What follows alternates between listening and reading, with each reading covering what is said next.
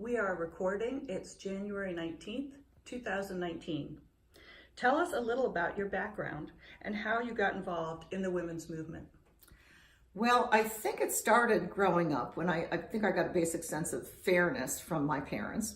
Then I went to a women's college where, of course, all the people in leadership positions were women. And then I got an internship to go to Washington before my senior year. And that led to my being offered a job in the United States Office of Education. Today it's a department, but it was just an office then, in the legislative office. So I went to work there. And one of my responsibilities was to go up on the Hill and cover congressional hearings, write reports on it for everybody in the U.S. Office of Education. So I was assigned to, first of all, to cover some hearings that Congresswoman of Oregon, Edith Green, was holding on sex discrimination in higher education. She was chair of the Higher Education Subcommittee, and she had a series of hearings on this. So A, I covered those hearings, and B, I was the person assigned to write the administration's testimony on that bill. And so I did the research for that, and I read about all the horrific kinds of blatant discrimination, which then existed against women in higher education. Schools like Harvard giving a bunch of PhDs to women, but not hiring them as professors. 0 women full professors at Harvard, for example. 0 athletic scholarships for women at a time when there were, gobs of them for guys, etc. Very hardly any women admitted to law school and medical school, and I knew that from my own because I had very few classmates that did apply to those schools and no less got in. Was much harder for women if they did admit them. Anyway, so I learned about all those things. I documented them in the draft administration's testimony. And then I had to go to the White House to get approval and discussion on whether the administration would support legislation to do something about it. And to my horror, all the men in the room, I was the only woman there, basically decided no, the Nixon administration would not support that bill. So I was forced to go, and the Deputy Commissioner of Education presented that testimony. I was with him, and so he explained all these things that were in my testimony about terrible discrimination against women, and then the last line was, however, we do not feel that this legislation is necessary at this time. So that was what really got me started. Title IX, the law against sex discrimination in education, passed in 1972. What impact did that have on you? Well, I was witness to its passing. It was actually just tacked on as a little noticed amendment in a big education bill. So, by the way, sometimes President Richard Nixon is given credit for signing Title IX into law. Well, he didn't do that. He really signed this big education bill, which had to pass, had to be signed, which Title IX was a little known part. He signed a big bill into law. It's not that he liked Title IX. As I said, his administration had already decided not to support Edith Green's bill, which later, turned into Title IX.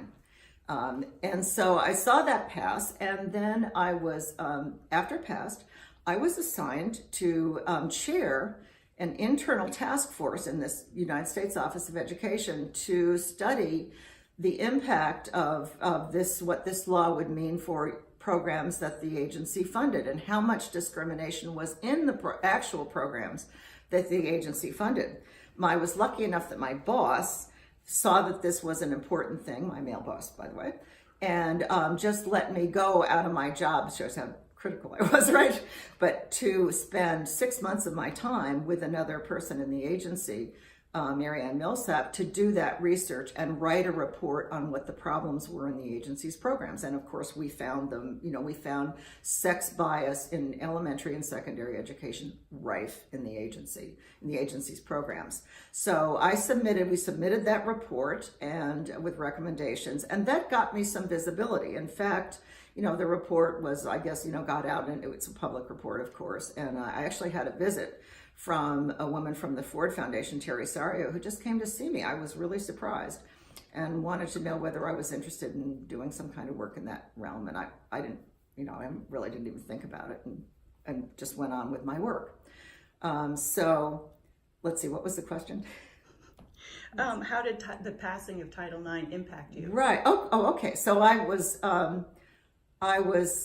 headed up that task force, and so I was very involved in that. And then when Title IX had passed, I also was assigned to the internal task force assigned to develop the regulation to implement Title IX. Now, a law like that's very, very general. It just says thou shalt not discriminate. Nothing happens until a regulation is written, and it actually tells the school districts and the universities what do they have to do, what they can and can't do. So they don't do anything until there's a regulation.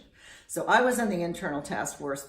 I was one of two feminists then on the task force, nobody else, mostly men, and one woman who really wasn't a feminist. And I saw that this administration really did not want to implement this law. They were dragging their feet. They really didn't want to write this regulation. They wanted to make all kinds of exceptions, which me and my feminist friend tried to fight. So it became really clear to me that this administration really did not want to do anything about sex discrimination education under Title IX. So that's what mobilized me. So how did you wind up outside the government, working for NOW's nonprofit arm, the Now Legal Defense and Education Fund? Well, that was just a little funny thing that happened. There was a conference at a conference house outside of Washington, D.C. on women in education. And naturally, because of this background, I was the person sent by my agency as a representative to that conference to cover the conference. And so there was a bus organized from downtown DC to go out to this conference center, and all the people piled on from in Congress and agencies to go out to this conference, and probably in private organizations as well. And so I'm on the bus going out, an hour out of town, and it just happened sitting next to me was a woman who was the education task force coordinator of the National Organization for Women Now. Her name was Anne Grant.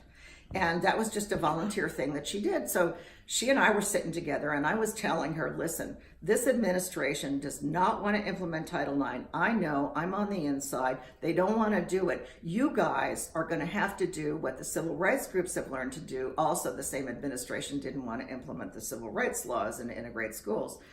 And I'd seen that. And I said, you guys have to do what the civil rights groups have done to get out there and publicize that they're not doing it, and lobby and make it public and put public pressure on them to enforce this law. And she said to me, well, why don't you do that? And we can help you find some money to do it. We can help you get a grant. So that's where it started. I happened to I said, oh, okay, well, maybe.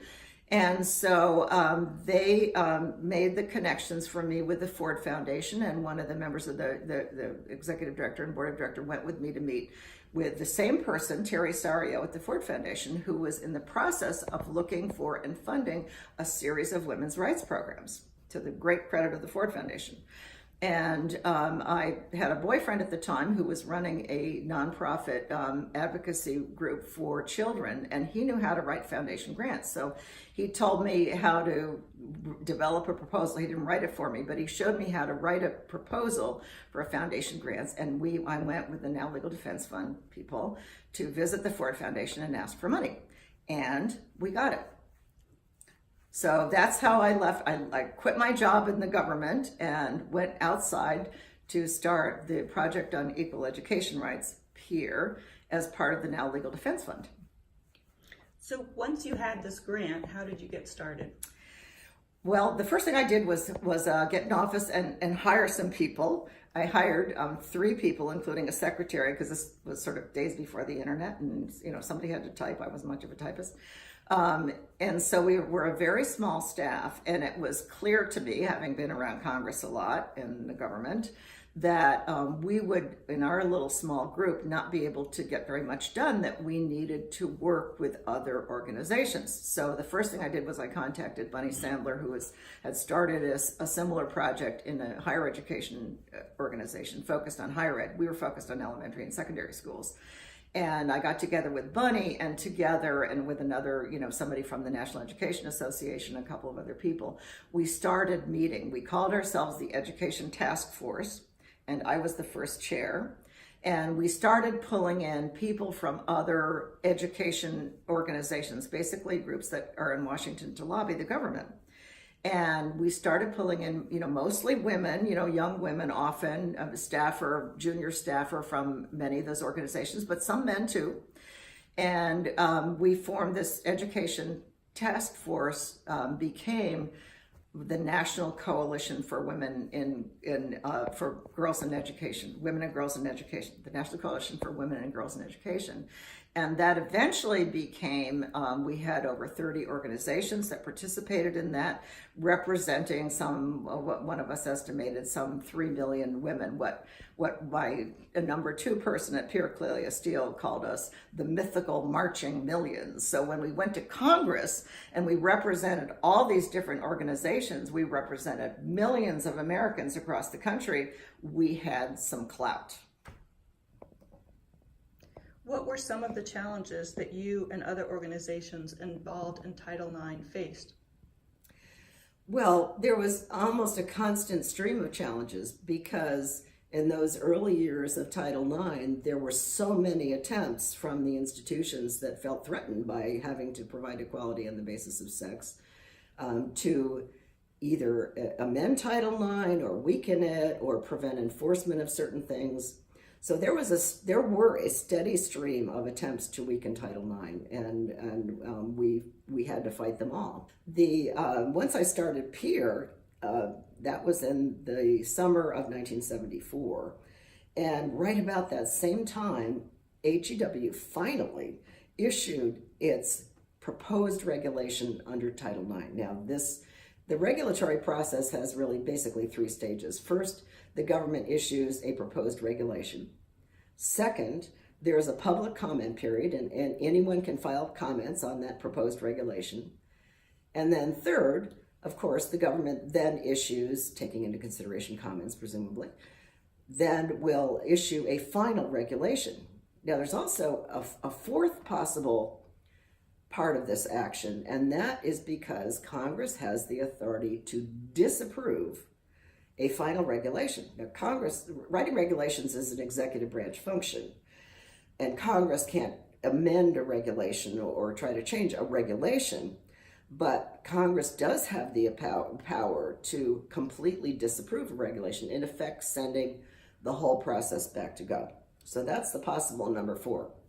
So we were in that first stage, a proposed regulation, when I set up Peer, and so our first challenge as part of Peer was to generate as many comments from feminists and people around the country who wanted Title IX to be strong and wanted a strong regulation. So that was the first thing we set out to do, along with other groups that wanted to see Title IX come into a reality. So, and collectively, we did generate many comments from women's groups around the country, Local Now chapters, etc., in support of the strongest possible language in the regulation. And I think there was something like 10,000 comments filed, and that was a lot for that time.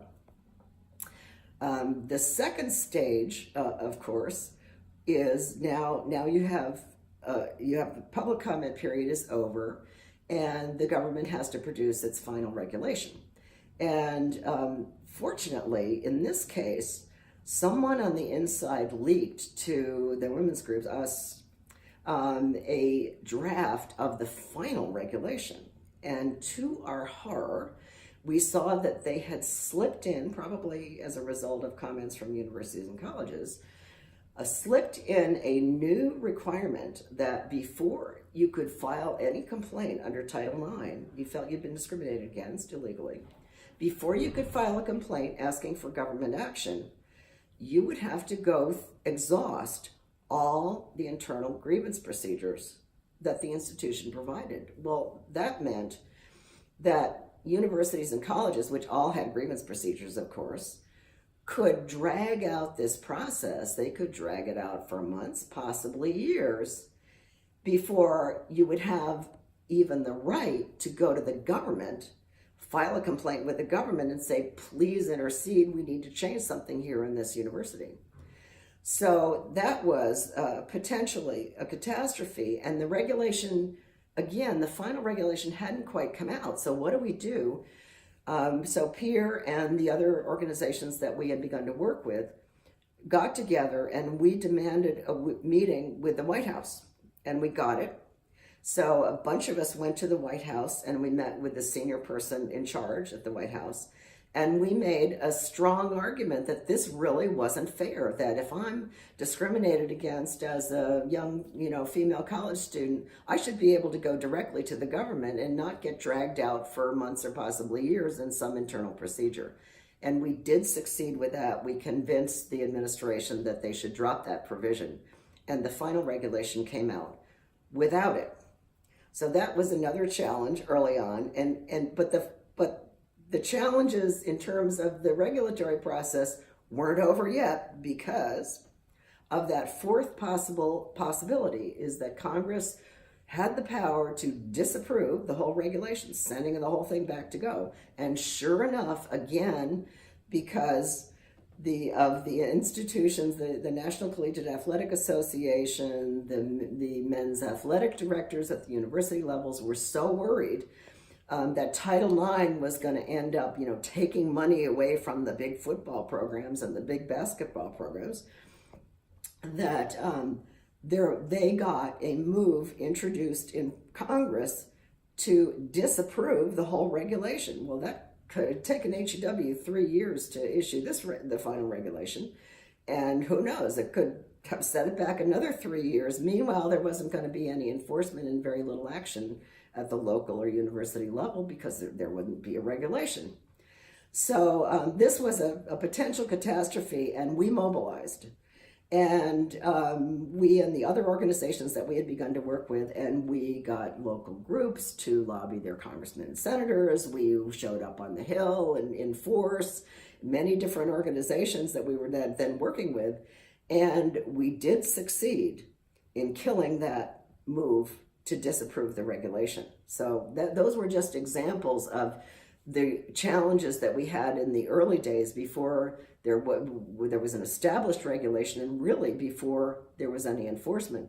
Then the challenges became later on to press the government to actually enforce the law. But that's another subject. What do you consider your greatest accomplishment?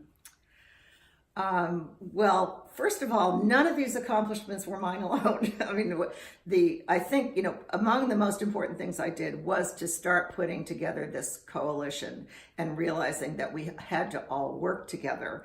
So, any of the accomplishments that we made were made by a wonderful and always expanding group of activists mostly inside Washington, but we also recruited people from all around the country for local communities. So that was like a second great accomplishment, I think, that we had at Peer, was we realized when the administration finally came out with this regulation that it was all in kind of legalese. And so a local school district, which were my concern, the school board might really not know what all that meant, and definitely parents and students wouldn't know what all that meant and what the school district was supposed to do. They have to let boys and girls take shop. They have to have sports programs for girls. I mean, there were 2 whole states before Title IX that had no interscholastic sports competitions for girls. So there were going to be big changes. But the first thing we did was to issue a side-by-side version of the regulation with the legalese on the left-hand column and then plain English in the right-hand column. And we got that out around the country through local NOW chapters, etc. So we provided something that people at the local level could use and say, oh, okay, we got to have sports programs for girls, and we got sports programs for boys. And I can knock on my school district's door and say, you got to make those changes. Also for school boards and for teachers who knew what they had to do to let them know that. So that was, I think, a terribly important thing that we did. And another critical achievement was to empower local groups in local school districts, through the National Organization for Women, which we were a sister organization, so we had good access, and to publicize Title IX and what had to be done across the nation to these local groups. So they became lobbying groups at the local level. They went to their school boards and said, hey, we got to have sports programs for girls, we got to have women principals here, etc. And that's what really made a difference at the local level. Interestingly enough, some of the people who got active at the local level, I found, were dads, because they grew up playing sports. And so maybe they had a daughter and they really would love for their daughter to play basketball, but there wasn't anything for her to do at the local school. So some of those advocates at the local level, well, most of them were, local now chapters and, groups of women, were dads. And that was all important. And I think empowering those groups, we actually did set up a state organization in the state of Michigan, which we got funded. That was a state peer. And there were other groups, for instance, in California, we didn't do this, but we were in close connection. Phyllis Chang set up a state Title IX advocacy organization in California. And so we were working with all those local and state groups to feed them information. And then we had them as forces who could lobby. What advice do you have for people working on similar issues today? First of all, don't be afraid to jump in on something just because you don't have any experience and you might think you don't know what you're doing. I mean, we were ordinary people. We weren't, people with, PhDs and, huge experience or anything. But we got things done because we saw what had to happen. And so that's one thing, is just jump in. If you see something wrong, jump in. Second thing is get other people with you. Because as I said, one of the first things I realized was, hey, us 4 people aren't going to get much done. We got to find other people who will help us work on this.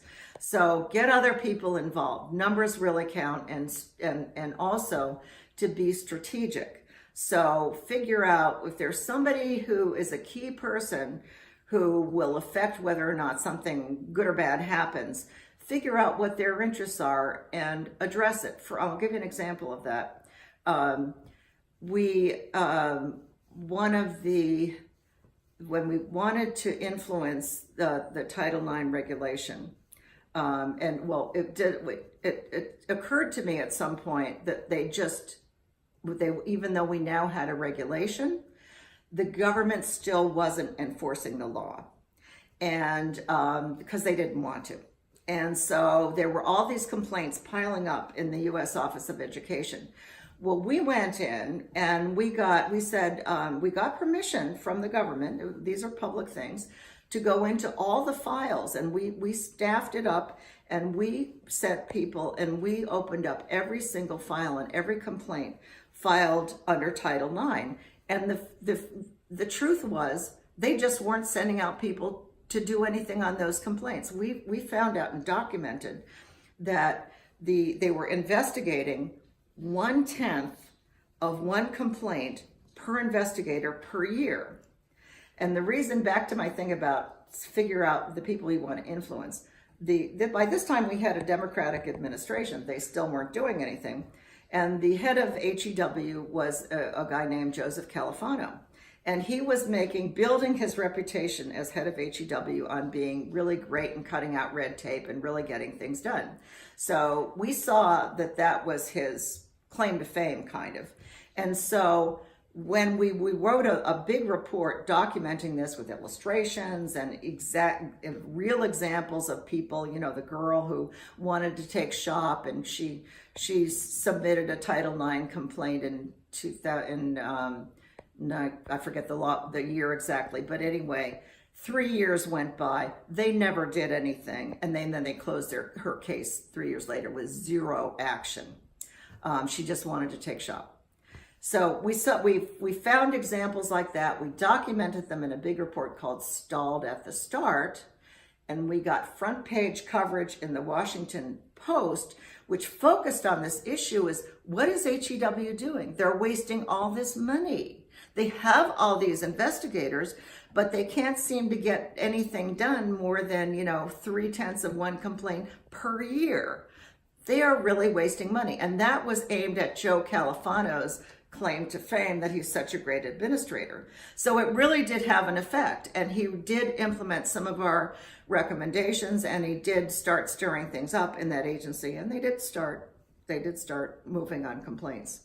So again, that's a third thing that I would recommend is be strategic, figure out who you're trying to influence, and really what makes a difference to them. I have one more example of that, and that is at one point, first of all, there was a wonderful piece of legislation enacted called the Women's Educational Equity Act, and that was a couple years after Title IX, and that was a funding program that was designed to fund some sample programs that would expand opportunities for women and girls in education. So there's Title IX. The law says thou shalt not discriminate, but what do? So the WIA program came along to fund some sample programs, which other school districts and colleges could say, oh, okay, we can do that here too. So this was a wonderful program. Well, at some point, the Republicans who were in control of Congress decided they came out with a budget, their annual budget proposal, and it had zero funding for WIA. They were going to cut off funding. The Republicans didn't want all this women's rights stuff, I promise. And still true.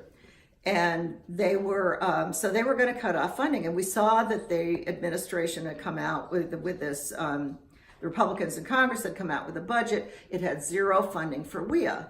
Well, again, to be strategic, we thought, all right, who can we get to? There were 2 women Republican congresswomen at the time.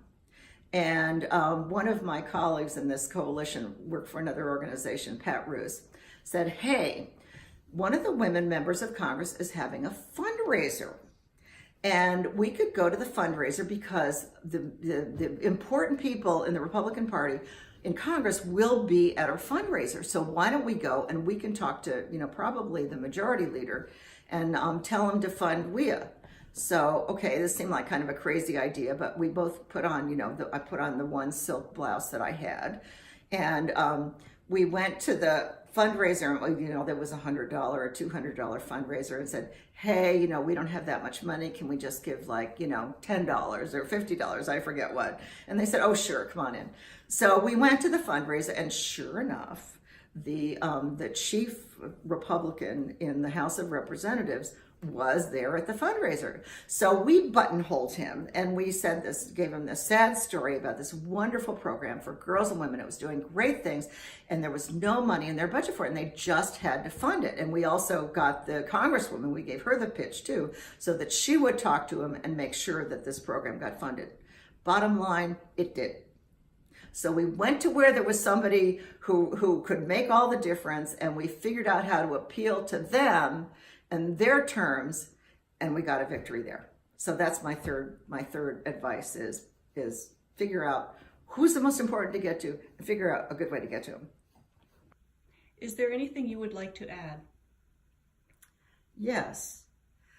As I think about it, I think overall, the greatest accomplishment that all of us who were working on that issue back in that day was to keep Title IX virtually intact. And you could see the importance of that today, because it seems like almost every week I see something in the news about some case of sexual harassment or sexual assault being brought under Title IX and acted on or not acted on. And usually that's at the university level. But you can see how important this is today, because late in 2018, just a couple months ago, the Trump administration put out a proposed new regulation on that issue alone, on sexual harassment and sexual assault under Title IX. And as I mentioned before, when the government puts out a proposed regulation, the public has a chance to comment. Now, normally that's kind of a minor thing. But in this case, the government got over 100,000 comments on this draft regulation. I've never heard of such a thing. That's extraordinary. And it shows how important Title IX is today.